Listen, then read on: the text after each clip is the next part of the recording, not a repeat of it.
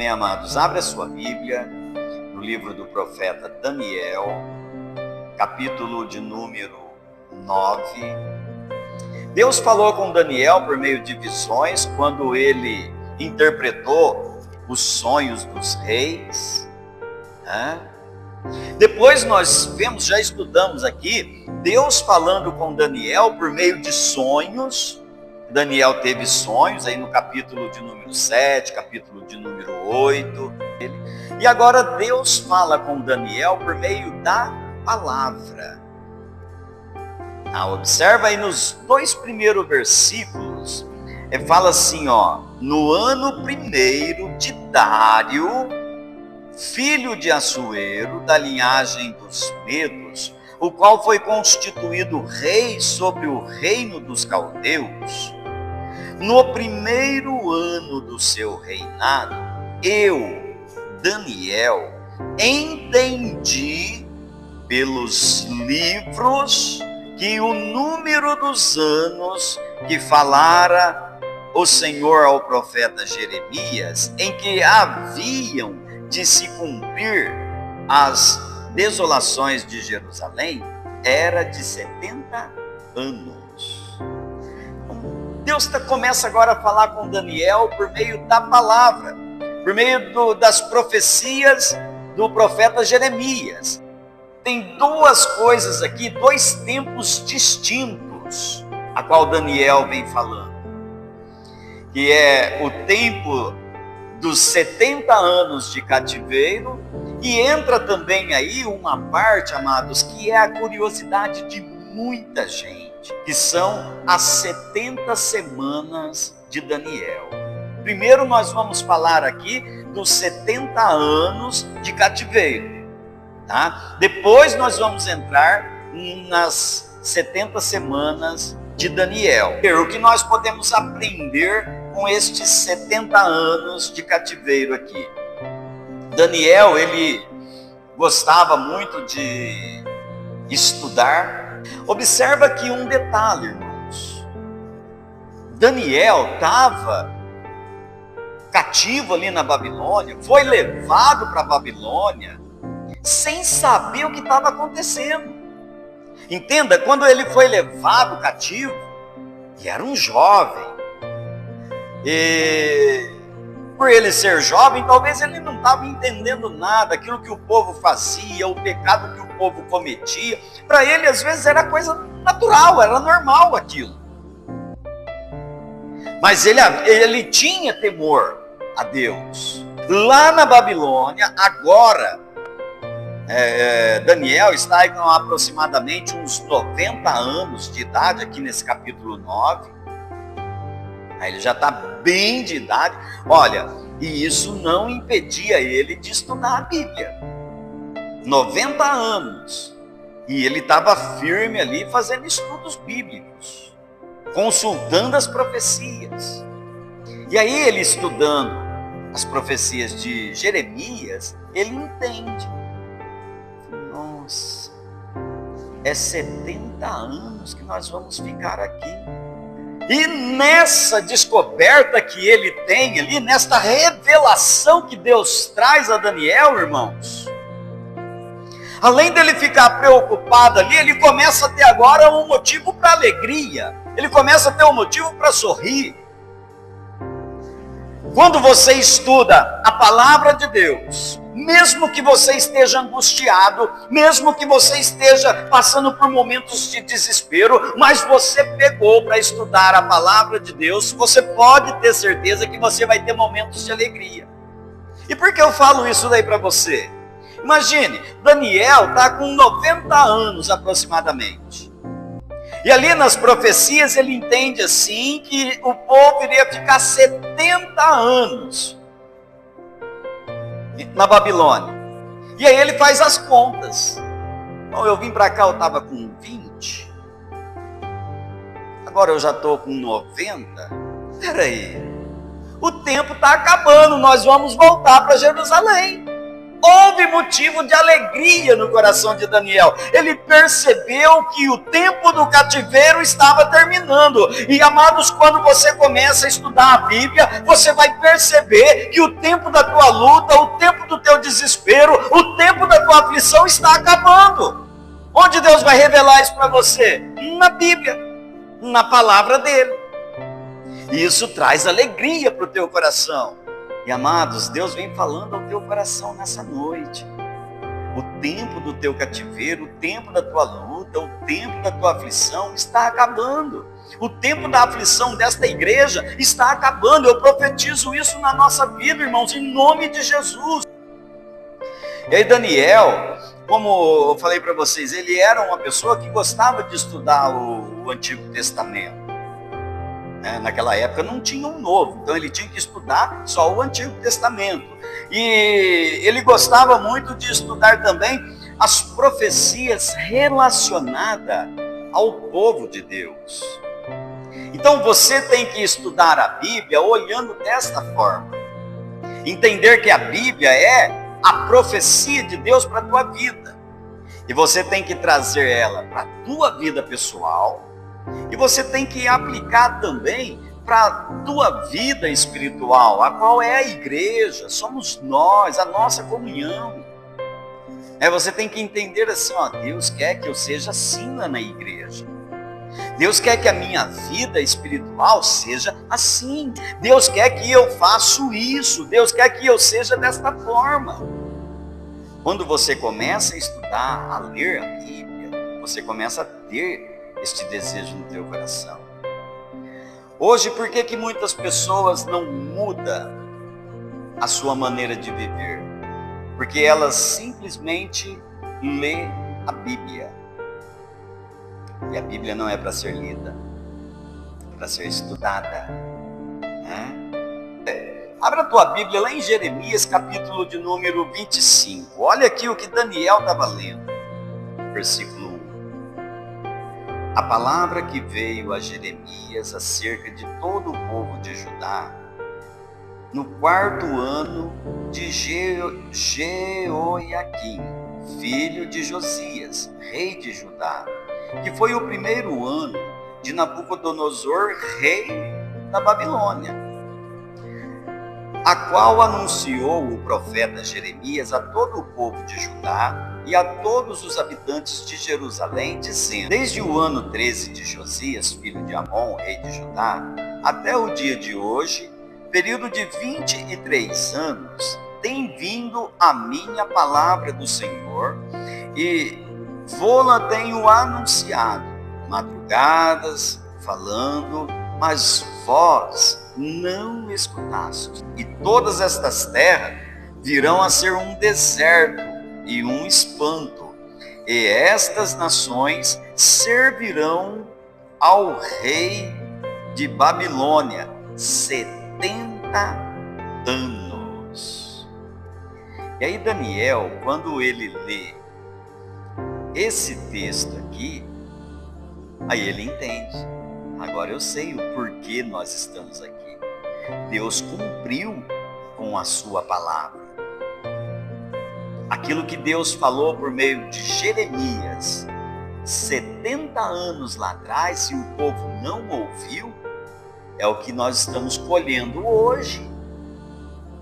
O que Deus fez conosco foi justamente aquilo que Ele falou que ia fazer. O povo não mudou, Deus foi justo. Isso daí trazendo para nós, irmãos, quando Deus fala e a pessoa endurece o coração, pode ter certeza que Deus vai pesar a mão. Deus está falando, Deus está mandando profetas. Olha, os profetas estão falando aqui que vinha de madrugada falar com o povo. E o povo ouvia? Não. Hoje, Deus tem usado profetas para falar com o povo. O povo está ouvindo? Não. Se o povo ouvisse a voz de Deus ali e se consertasse, mudasse a sua vida, olha o que Deus ia fazer. Olha, continuando no verso 12 aí, ó. Acontecerá, porém, que quando se cumprirem os 70 anos, visitarei o rei da Babilônia e esta nação, diz o Senhor, castigando a sua iniquidade, e da terra dos caldeus farei deles ruínas perpétuas, e trarei sobre aquela terra todas as minhas palavras que disse contra ela, a saber, tudo quanto está escrito neste livro, que profetizou Jeremias contra toda esta nação, porque também deles se servirão muitas nações e grandes reis. Assim lhes retribuirei segundo os seus feitos e segundo as obras das suas mãos. Então veja que Deus está falando que, da mesma maneira que a Babilônia castigou o povo de Israel ali, o castigo viria sobre eles também. Deus levou o povo lá para a Babilônia para que a iniquidade daquele povo fosse massacrada. Tá? E assim também, às vezes, Deus faz na nossa vida, irmãos. Deus nos coloca, às vezes, num beco sem saída, para que a iniquidade da nossa vida seja massacrada. Deus, às vezes, permite nós passarmos por momentos dolorosos, momentos difíceis, para que a iniquidade da nossa vida seja pisada, seja massacrada, e nós possamos ser livres, restaurados, transformados pelo Senhor. Deus não deu visões para Daniel nisso daí. Deus falou na sua palavra, para não ficar nada enganado. Deus não dá sonhos e visões quando Ele pode te ensinar pela sua palavra. O problema maior é que as pessoas têm preguiça de ler a Bíblia. Esse é o maior problema. Deus quer mostrar para você que a tua vitória está pertinho de você. O problema é que às vezes você tem aquela preguicinha de ler a Bíblia. Você até olha para ela. O Espírito Santo te chama na palavra. Você até olha para ela. Depois eu leio. E esse depois nunca chega. E Deus falando, eu quero revelar para você que está pertinho a tua vitória. Imagine se Daniel deixa de ler aqui Jeremias. Ele não ia entender o porquê que eles foram para a Babilônia. Eu quero dizer aqui algo muito importante para você. Cuidado com aquelas pessoas que às vezes chega até você dizendo assim, olha, eu tive uma visão com você. Cuidado com isso. Olha, eu tive uma revelação de Deus da tua vida. Irmãos, Deus não mandou ninguém lá falar para Daniel. Tá? Deus não deu sonho para Daniel. Deus não deu visão para Daniel. Ele foi buscar na palavra. Se você tem intimidade com Deus, irmãos, não precisa ninguém revelar para você, não. Deus revela por meio da palavra, porque você tem intimidade com Ele, você vai buscar na palavra. É lógico que Deus pode usar, sim, profetas para falar com você. Deus pode usar. Mas entenda uma coisa, toda profecia que vem de Deus, ela se cumpre. Se não se cumpriu ainda, é porque não foi de Deus. Tá? Com esses dias de estudo aí, Daniel, ele teve um ânimo recobrado. Quando ele começou a estudar as profecias de Jeremias, o ânimo dele se recobrou. É porque ele soube que estava pertinho do povo voltar para sua casa. E o interessante é que quando nós vemos aqui Daniel ter a revelação, o que Daniel fez foi sair gritando para todo mundo, está acabando o cativeiro, está acabando o tempo de nós ficarmos aqui na Babilônia, nós vamos voltar para nossa casa. Foi isso que ele fez? Não. Quando ele descobriu aqui que o tempo estava acabando, ele se colocou de joelho diante de Deus. Ele foi orar, foi suplicar a Deus, foi pedir perdão a Deus, mesmo ele não tendo cometido pecado nenhum, irmãos. Tá? Mesmo ele não tendo iniquidade nenhuma ali, mas ele se viu como um pecador. Ele se prostrou diante de Deus. E olha só do versículo 13 até o 19 que nós lemos aí, é a oração que Daniel faz a Deus. Aí no verso 3, ó, e eu dirigi o meu rosto ao Senhor Deus para o buscar com coração e súplica, com jejum e sacos de cinza. Daniel, amados, ele foi buscar a Deus, ele foi se humilhar. E olha, eu quero dizer aqui para vocês que Daniel, ele era um príncipe aqui agora na Babilônia, viu? Ele era um governante, né? Com 90 anos de idade, e era ali o governante daquela terra. Agora imagine o espanto que isso causou no povo, irmãos. Olha para você ver, a pessoa que tem o Espírito de Deus, a pessoa que tem intimidade com Deus, às vezes ela causa espanto nas pessoas, né? Porque Daniel, sendo ali o governante daquela terra, andava bem arrumado, bem vestido. E agora o povo começa a olhar para Daniel e ver ele vestido de quê? De sacos. Se humilhando, reconhecendo ali que ele era um pecador, ele era um pobre, um miserável. Amados, é isso que Deus quer de nós. As vestes de santidade na nossa vida é você se vestir de humildade, é você ter um coração humilde, um coração simples, é você ser servo do teu irmãozinho, como Jesus ensina. Isso é vestes de santidade, irmãos. A palavra de Deus e a oração, ela anda junto. Ah, pastor, mas eu ando falando com Deus, eu estou trabalhando, eu estou falando com Deus. Sim, isso é bom, isso é o culto racional, como o apóstolo Paulo fala. Mas você tem que ter um momento para oração também.